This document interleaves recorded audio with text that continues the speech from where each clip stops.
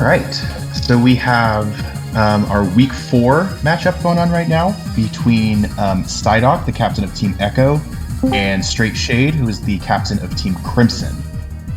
How are we feeling about this matchup? Are we feeling it weighted any particular way? Do we think there are some major threats to look out for? Who are we going to be watching most of all, do we think, throughout this set?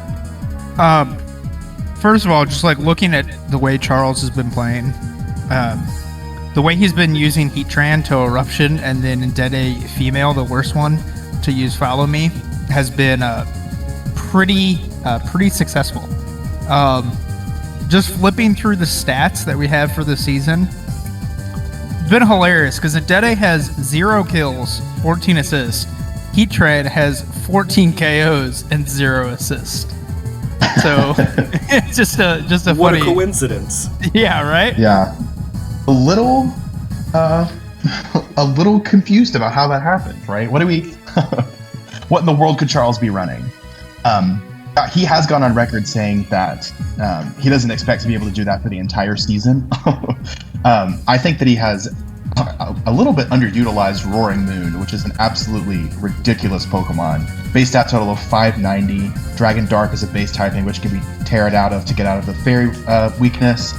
Just a really solid Pokemon overall, and one that I think can put in the work the minute he decides to let it.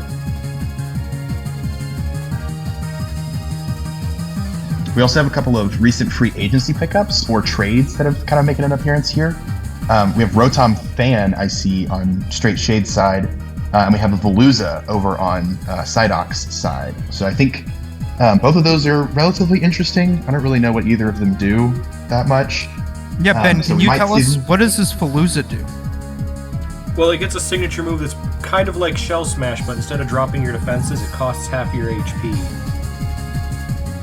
If I'm not mistaken, yeah, it's relatively frail too, so if you want to spend time setting up, you're putting yourself in a pretty rough position. Yeah, I think the biggest thing is, does Charles have an answer for this this Dede Follow Me Heatran? I imagine Charles probably opens with that. I think it's a really good, like, hey, I got something really strong and kind of difficult to stop here. Let's see if you have anything. If you do, then game 2, he might have a different strat. We have, I don't see any wide guard users on CyDoc's side of the field. So that's, out of the question. He doesn't have any fire resists other than Noivern and Veluza, both of which are pretty frail. So Eruption seems like it could go kind of hard here. Would hate to see another week of Heatran spamming Eruption, but we might just have to wait and see what's going on. Well, let's go ahead and get them going and see if he brings that.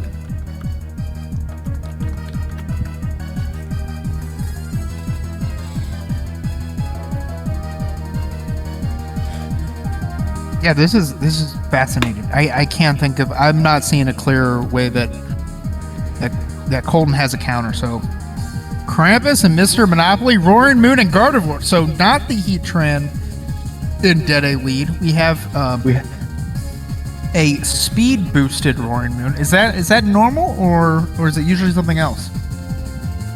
I think it can be run either attack or speed. Either one is incredibly viable. We've seen him run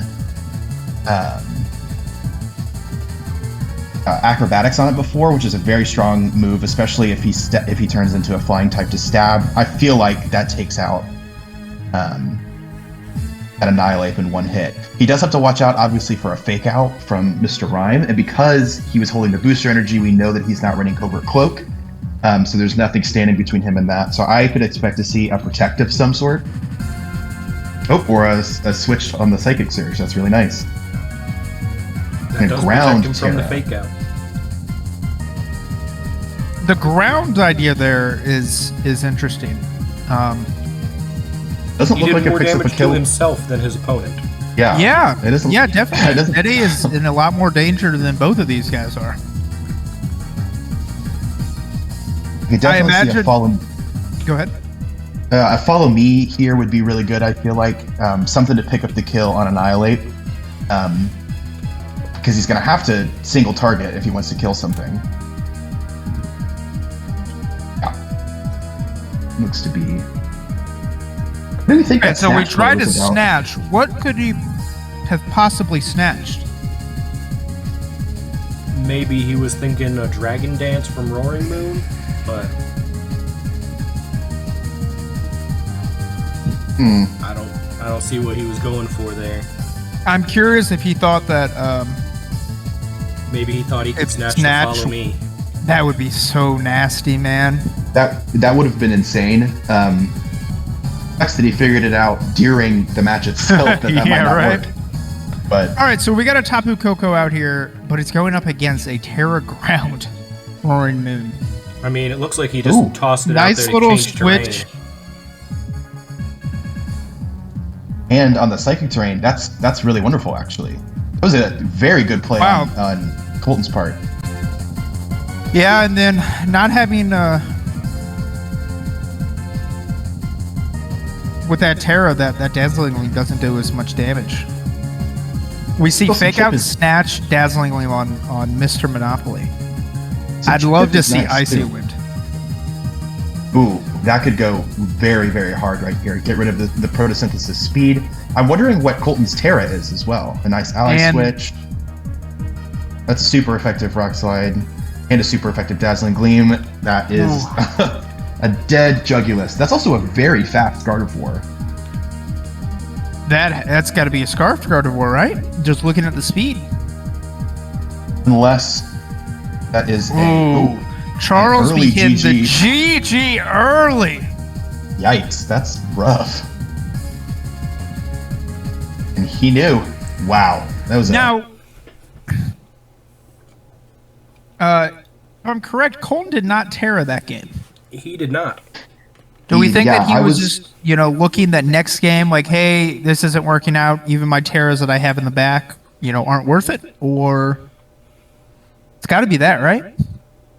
I would assume so. I have to hope that he didn't just forget.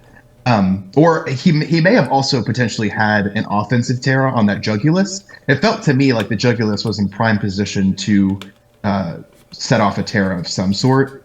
The ally switch makes me think that maybe, his just wasn't super valuable.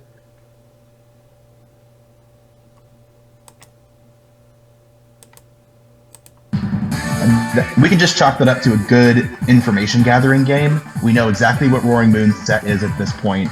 Other than one move, we know it's Terrestrial form. We know it's it's running Earthquake, Acrobatics, and Rock Slide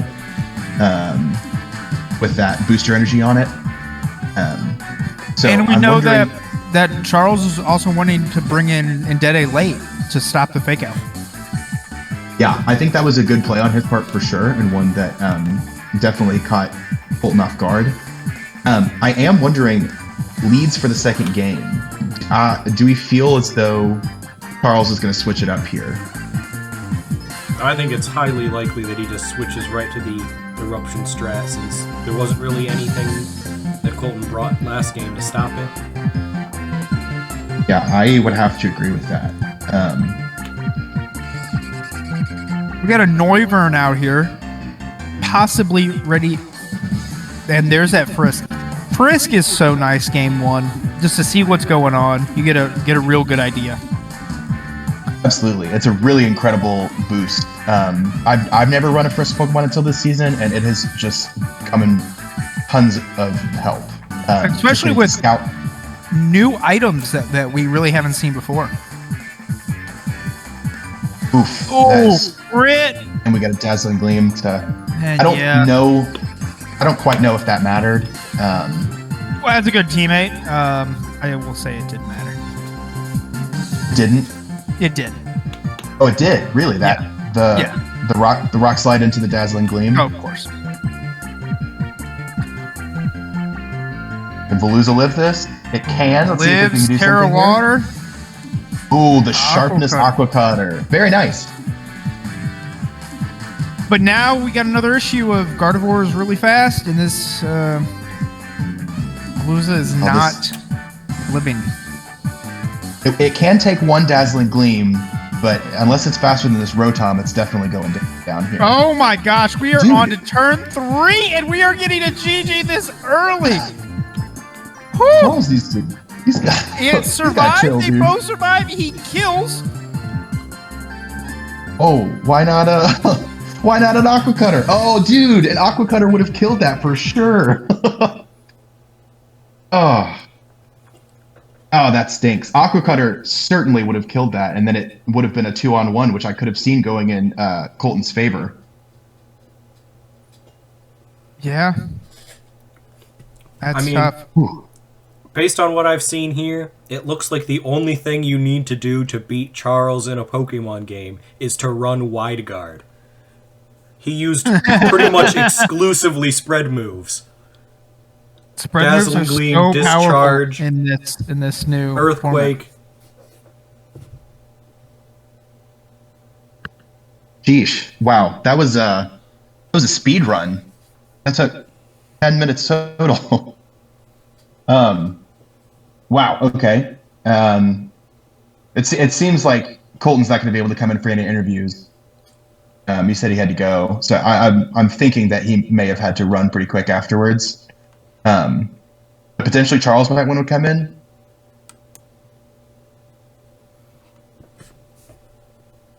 I'm just a little bit sad about that. I feel like if he had clicked Aqua Cutter, Stab, Terastal boosted, Sharpness boosted, I mean, that definitely would have OHKO'd that Rotom. Well, the only difference would have been the extra Terra boost, correct? Because it's already... It should already get stabbed from Psycho Cut, which also gets the Sharpness boost. I forget that it's a psychic type. For whatever reason, the It's fish just, is a psychic type.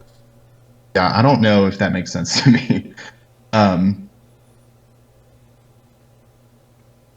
Interesting. Maybe a crit could have come out, though, too. His best move was certainly to click that Aqua Cutter right there. Wow. Yeah. Charles, welcome. What is up?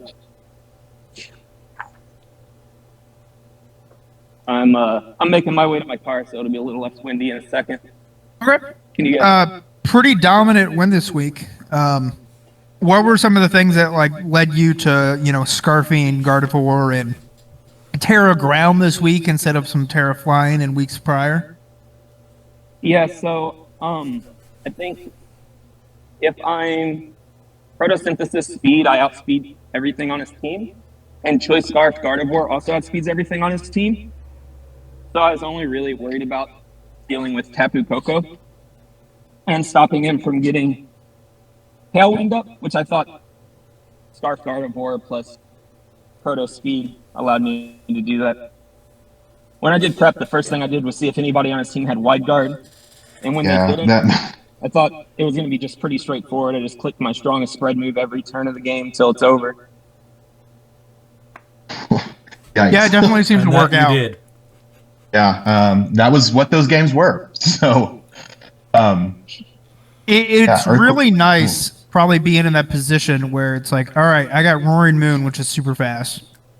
And then Gardevoir is a really good mon to have Choice Scarf. And then you can just bring in Dede and you're like, yeah, and also Terrain, no priority moves.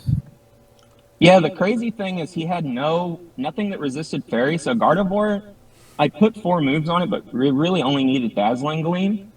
Because I don't think I could have, there was a situation where I had to click anything else. Yeah. Maybe I would Psychic if it was just me versus one other thing. But the biggest lead that scared me was Iron Jugulus plus Mr. Rhyme. Because if he leads that, I Terra Ground and Rock Slide, and then I have to hard switch into Indeedee to stop the fake out. But I can't one-hit KO Iron Jugulus. So then if he has Tailwind on Iron Jugulus, he gets Tailwind up. But my plan for that is if that happened, then I would follow me Tailwind. Just to get Tailwind on my side. And I have Tailwind 1 extra turn than he does. And hope that's good enough to go from there. But that was the only lead that really scared me. The other thing was I thought maybe game 2 I would have an issue if he led Mr. Rhyme. Because I even though it's the most obvious thing, I'd probably still have to hard switch into Ndidi because I just straight lose to fake out. And then if he goes for like IC win instead of fake out, then I'm in a pretty poor spot, I think. But Yeah, I we think- speculated that might be an option, but it ended up being an ally switch. yeah, I was really worried about it turn 1, like if he led with the Mr. Rhyme again. Because I was really going back and forth whether I was going to hard switch into Ndidi or just commit to 2 spread moves and predict him not faking out. But he didn't lead Mr. Rhyme, so I didn't really have any issues there. Well, I think it's really interesting. You bring up something that is still a little bit sore from my match about looking at the weaknesses of another person's team, right? So one of the things that has changed so drastically in this terrestrialization meta is that you can get out of a situation where your team is very weak to one type by terrestrializing it into something else, right? Happened against in my battle like versus Anthony, right? He Terra ghosted on everything that was weak to fighting, and it just really caught me off guard. So was there ever a moment? I guess everything that resists fairy gets taken down by earthquake. So yeah, that's the really sick thing. If he Terras steel, he gets hit by earthquake. Fire gets hit by earthquake. Poison gets hit by earthquake. And if he Terras flying, I have rock slide already. So I'm like in a really, really good position no matter what he Terras. The worst case scenario is if he like Terra flies and gets to one shot my Roaring Moon. But if I Terra ground, the only thing I was really worried about was that Vesuva or whatever, Vesuvala. But it's really slow, so I figured I'd do enough damage to that and probably kill whatever else was with it that I could like figure it out from there. I also it didn't get to come out, but if my like fast Pokemon spread moves thing didn't work, everybody else on my team, the Rotom, the Heatran, and the Aegislash, were all like 0 speed IVs, negative speed nature, 0 speed. And my Ndidi was prepared to like set up Trick Room if things got tricky because his team was really, really fast. And watching previous weeks, it seemed like he struggled against Trick Room. So I was like, if my speed thing doesn't work, then I have like this like secondary game plan where I just go under Trick Room and outspeed everything with Trick Room, which I thought would be a little interesting if it came to it. Well, I think it's pretty obvious that you had obviously a lot of really good prep, good thinking about the terrestrialization too. That's something that I have noticed is if you want to try and resist fairy, you're completely weak to ground. Like there's nothing that resists fairy that also takes even neutral damage from ground. I think that this season, this meta that's been developing is so interesting because it revolves so heavily around type matchups, right? Like how can I maximize my resistances while also doing as much damage to them as possible with like a quick terrestrialization. Because you only get one per team per battle, I just find it such a fun mechanic to play around with, right? Like there's usually a best answer, and it takes a lot of searching to find it. So I think you did a good job doing that this week. Yeah, I think it's interesting prep-wise. I was saying before, like, it's really, really nice not having Dynamax because I don't have to, like, count to do 200% to anything. Like, I don't have to be like, okay, I have to make sure I do minimum 200% to this thing because if it Dynamax, it's going to screw my whole team. But now I have to worry about anything being any type. But I also think that that's, like, sometimes a little hyperbolic. Most of the time, people have, like, 1 or 2 Pokemon they want to Dynamax or want to Terrestrialize, and the type is pretty, like, straightforward a lot of the time. So as long as you have, like, a plan for the worst case scenario, like the Terras that are the worst for you, I think you generally end up okay. I don't even remember. I don't think game 1, I don't remember if he Terra'd at all. And then game 2, he just Terra watered for the extra damage. Yeah, he didn't game 1. That was one of the things we talked about. There was a moment where it definitely seemed like Jugulus was in a really good spot to Terra, but Nate brought up a good point that maybe he just felt like it wasn't a Terra that was going to get him out of that situation, that he'd rather hold on to it until the next game. Yeah, in scrims or in actual battles, the worst thing right now is when you're in a situation where you're like, damn, if I just picked the other Terra I was thinking about, I would win the game right here. And then you're sitting there staring at Terra flying with a rock slide coming your way, but you were considering something else. And if you did that other thing, you'd be in a great spot. That is frustrating, but it's also kind of fulfilling being in a situation where you feel like your prep really mattered and, like, you know, you had decisions that you could have ended up winning the game. Terra definitely feels like something where it's almost like an item where it's just like I don't really need this until like I need it, and I don't want to show you it until I need it. Definitely like my game against War Thunder yesterday, being able to hold on to like the Volcanian ground Terra until I knew that like this turn he's faster than me. We're not in Trick Room, and he's gonna Thunderbolt this because it's the best thing to Thunderbolt. And then being able to do it, like it feels so good, and it can win you games just like that. Yeah, sometimes it's like that, and other times it's like my Roaring Moon. I feel like my Roaring Moon is just amazing stats, great move set, its ability's great, but its typing is trash. So I feel like every single match I'm trying to figure out the best Terra for that Pokemon. Like it's sort of just build your own thing. Like against his team, he was kind of weak to ground, so now I have this like monstrous earthquaking, basically 200 base speed, 130 base attack phenom going through his team. Whereas 1 week I can Terra flying and just get these like massive 110 base power stab acrobatics. I think it's back and forth for certain Pokemon. Some Pokemon are just really, really good on their own, and their Terra like gives you this extra resistance. And some Pokemon are like, I really need this ground type this week, so I'm gonna basically build my own Garchomp for this week. Mm-hmm. Yeah, it's a really versatile meta, and I am really enjoying it, even when it comes back to bite me. Well, yeah, really good games, really good prep, really fast games. Those were the fastest games I've maybe ever seen. I think our interview was longer than the games. Oh, for sure. We're definitely over Yeah, time. I 100%, feel yep. like There were a couple like game 2. I feel like it was over after the first turn of the game. So, like, that's one thing that's kind of interesting for me. I was talking about this to some of my teammates this week. Is I normally play these like really bulky Trick Room oriented teams that like it feels like I can make 15 mistakes and still find a win because my Pokemon are all really bulky. The games are slow. This season, I'm playing more of a hyper offensive team, which is really like kind of different than what I normally play, and it's really interesting in the sense that like if everything goes right, I just end the game really, really quickly. But it feels like I'm playing on like a very thin margin because I feel like if like one turn goes wrong, everything just crumbles. So that's been really interesting for me this season, as I'm playing a really different style to typical teams that I played in the past. Do you think that this change in your team building is because you're anticipating where the meta is going, or do you think it's just I've always done this thing, I want to try something else? Well, I had a really early pick in the draft, and I was really debating just picking Tyranitar with my pick and just going back to my roots and stuff.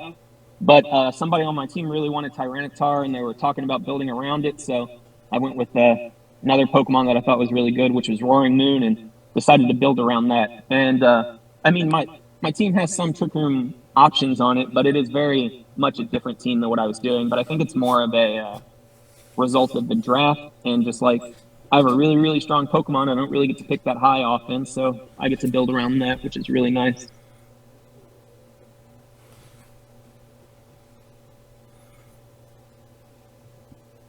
Well, with all that said, I think that's a good place to end the interview. And congrats on the win this week. Yep. Thank you. Thank you, guys. You have a nice day. You too. you too, man.